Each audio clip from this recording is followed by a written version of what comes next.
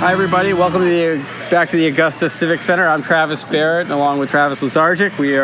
We've just wrapped up Class C South boys tonight. We still have Class C South girls tomorrow. I feel like the tournament's half over by the time Class C girls get these long days just they become a grind by President's Day. But we'll slog through. So, Class C South boys quarterfinals. This afternoon we had Halldale 83-57 over Monmouth. Waynfleet 67-32 over Old Orchard Beach. The seeds all held there. Tonight's session, Trape, a mild upset of Booth Bay, 70-60. That's a 5 versus a 4. And tonight's top seed, Winthrop 67 over Dirigo 51. I thought tonight, two things that kind of stood out to me, Travis. I thought Trape was better than I expected them to be. They gave Booth Bay a ton of trouble, obviously. And I thought Winthrop was really, really good in stretches and kind of sleepy in stretches. Yeah, Winthrop looked like, they built a lead and then kind of let their foot off the gas a little bit. And, maybe Dirigo took advantage of it, particularly in the last couple of minutes, and turned a 20-point deficit into, the margin of victory at the end. And Trape, it looked like late in the third quarter when they blew a double-digit lead to Booth Bay, we were saying this is where Booth Bay is just going to pull away. And they, to Trape's credit, didn't. And Trape regained control of the game and pulled away at the end themselves. Yeah, I think kind of what got Booth Bay at the end was that Steve Rennie was so good. He closed in on 30 points by the end of the night, but they didn't seem to have much else. He looked composed when they needed him down the stretch. Right. And I think there was I remember looking up, and at some point it was like a 6-point game, and a minute to go. Booth Bay needed a bucket bad. Might have been a 5-point game, but either way, 2 possessions, needed a bucket bad. Rennie breaks the press by himself. He gets to the top of the key. He flips it off for an easy pass over on the wing to one of his teammates who literally just watches it go through his hands, and they turn the ball over. And I thought, boy, oh boy, that's not a play you can make in the final minute of tournament. Very un-Booth Bay-like play. Usually you don't see a Booth Bay team that's sloppy like that in moments like those. Yeah, I agree. And I think for Winthrop, talking to Todd MacArthur after the game, they haven't played since the Mountain Valley Conference Championship game. Make what you want of those games. I know, like the Winthrop girls, they're going to play tomorrow. They would have played on the same night. When they play tomorrow, it's been 2 weeks since their last game. That's a long time, even for a good team. Yeah, and it's hard to just turn it on, especially when you get in here with the lights are brighter, the crowd's bigger. There's a little more pressure, especially for like a Winthrop girls team that really hasn't been here much in recent years. Yeah, and I think so tonight when I look at 2 things for the Winthrop boys. They started really well. They came right out and played their game, and then halftime. They came out of halftime, and they put them away in the first 5 minutes of the third quarter. And I think that's a sign of a team that's been here and is pretty good. Yeah, I think I made the comment. They were just kind of playing in those fourth quarter. Just not get hurt. Let's get on, get ready for Thursday night and, survive in advance. If I look ahead to Winthrop and Trape, what do you think that matchup looks like? I don't think Trape has anybody who can match up with Cam Wood down low. I don't think Dirigo had it tonight. I certainly don't think Trape does. Now, Trape had some speed. They really looked really good in transition tonight. I just don't know if they can match up size-wise. It's funny, when they came out to play Booth Bay, we all kind of chuckled on Press Row about, it's a team with some size in Booth Bay against a team with no size in Trape.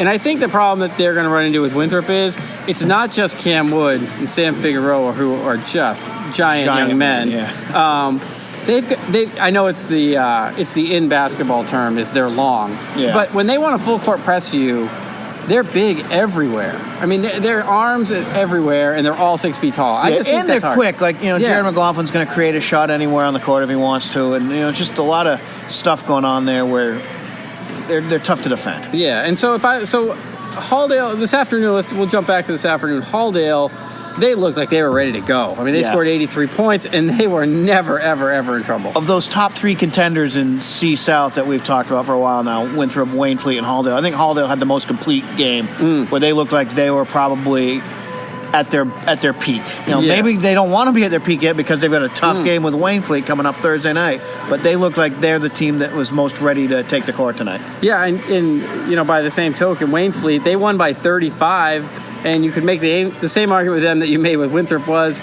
they looked really good, but they looked pretty iffy at times too. Yeah, they just kind of, all right, we're going to get through this. Let's just get through it and get ready for what they know will be a tough game with Halldale. Maybe all these teams bought into what we've said all along, which is that it's basically a 3-team regional. Yeah. We're talking to some folks from Waynfleet after their game. They are expecting a lot from Halldale, and they kind of wish they got a chance to play them in the regular season. We talk about how the Mountain Valley Conference is closed off. They don't play in any non-conference games. And, how Wayne Fleet, because of that, always comes up here as the mystery. Yeah. And, you know they're good, but you don't know how good until they get on the court.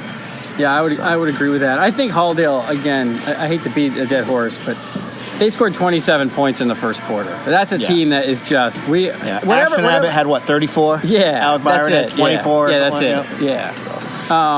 I think whatever Chris Ranslow has for a recipe to get his team to play after a layoff, everybody else would like to have. Yeah, they have no trouble getting motivated. It seems like. No, and they're just. I remember watching Ashton Abbott as a sophomore, and I remember saying to Chris Ranslow after a game. In fact, they played Dirigo in a preliminary game, and Ashton was incredible. And I remember saying to Chris, I said, "Don't take this the wrong way, but when I watch your team warm up, he doesn't look like the kid that's going to go out there and just completely take over a game." And I think in some ways, he still doesn't. And I've seen him in all of these sports, and he does it every time. Yeah, he's unassuming until he starts playing. I think he's smart. He always seems to be in the right position. I think that's a big... Like Alec Byron, I think his athleticism jumps out at you. I think Ashton, the way he plays the game is what jumps out at you. He's just... That's a tough 1-2 combination for anyone. Yeah, good luck stopping that. Yeah. But I think if I like these matchups on paper in the semifinals. I think not unlike the Class D South tournaments. Like, I wanted to get through the quarterfinals and let's see what these semifinals look like. And I think they both look pretty good on paper. Yeah, I think we could have a couple really good games Thursday night. Earlier today, D-South, we started with D-South girls. Greenville beat Pine Tree 37-16. Temple beat Vinyl Haven 54-40. On the boys' side, Temple beat Pine Tree 63-44. And Valley, which apparently has been fighting the flu something vicious this week, they pulled out a 58-43 win over Vinyl Haven. Anything jumps out at you about what you saw in D this morning? No, not really. We're going to have a good semifinal game on Wednesday between Valley and Temple. They had a couple close games in the regular season. Temple won the one at their home court in Waterville on a buzzer beater. Valley won in Bingham, so that should be an interesting game. The other matchup will be Forest Hills versus Greenville, I think, who had a mild upset in the 4-5 game against Rangeley on Saturday morning. I still think everyone's trying to chase Forest Hills. I don't see them making the mistakes it would take to maybe lose this. I do, too. I think the one thing, I know you were in Bangor looking at some B North stuff, but we talked to Anthony Amaro after that game on Saturday, and he did say that if there was one matchup he wasn't looking forward to, it was Greenville, because that was one team during the regular season that could use its physicality to kind of get Forest Hills off its game. And Greenville's defending state champs in Class D, so they're not going to go down quietly. I still like Forest Hills the way they shoot the ball. They've got so many options. So many weapons for a school of that size in Class D with no depth, but every one of the starters could go off for 20. Yeah, I would agree with that. Tomorrow, let's look ahead. Class C South girls get started. We'll bury the lead a little bit. We'll start with them. I think we still feel like it's booth-based tournament. I would like Winthrop more, which is not to say I don't like them. And I know they played Booth Bay pretty tough, and they only played once in the regular season, and it was very early on. I would like Winthrop better if that was a program that had been here a few times. Yeah, you don't want to say that they're ripe for an upset, but if there was going to be a low seed maybe beating a higher seed, it could happen to them just because they don't have that tournament experience. Yeah, they've been 2 weeks without a game, and we've seen so many teams this weekend come in here, and even a Coney team the other night, which is really, really, a number one seed. They're right across town. They've been here. They've lost tournament games. They've played, and they always get huge crowds here, right? They're the hometown school. They came in the other night and were seconds away from losing to the number 8 seed in Madomic. So it happens. It does happen. It's a real thing. All right. So tomorrow night we have Class A North girls semifinals. We have Skowhegan, still the prohibitive favorite. Everybody who talked to says the same thing. They've got Messalonsky. I think a lot has to go right for Messalonsky to have a shot. Yeah, and Skowhegan, conversely, a lot would have to go wrong for them.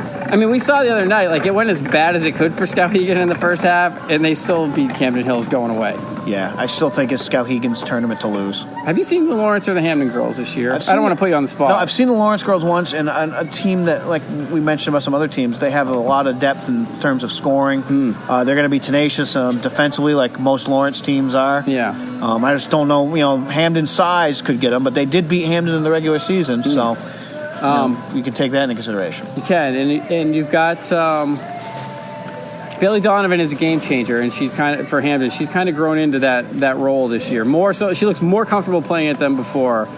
I think Sarah Pola is going to have her hands full. Sarah's an undersized, rebounding machine, but I think of the two matchups tomorrow night, I think they're all compelling because I do think, again, it's the tournament. Skowhegan and Messalonski are rivals.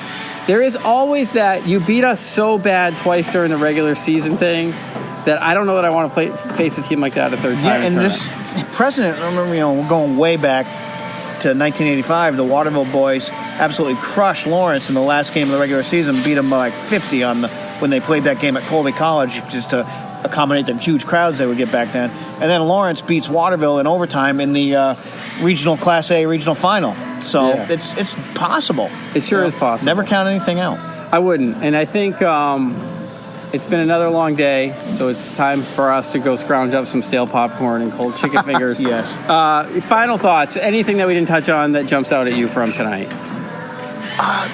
In Class C South boys, the seeds, by and large, the top three held. It's the three that we expected. I mean, you can make the case that in many years, this Halldale-Wainfleet game would be the regional final, or two teams that, could be contenders for the state title if you didn't do it regionally.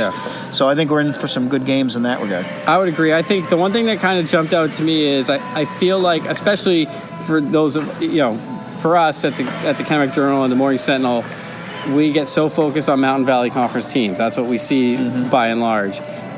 This myth that Wainfleet was this unbeatable team that loomed in this tournament, I think what I saw tonight was they don't really loom. Like they're all three of those teams that have a legitimate shot at it. That's what stands out to me. Yeah, each team has their strengths, but you could see some weaknesses too. Yeah, I would be interesting to see. It's going to come down to individual matchups. Yeah, I would agree. Well, that's the show for tonight. So thanks for listening. Guess it's on Facebook and Twitter and centralmaine.com/sports. And we'll be back here tomorrow bright and early.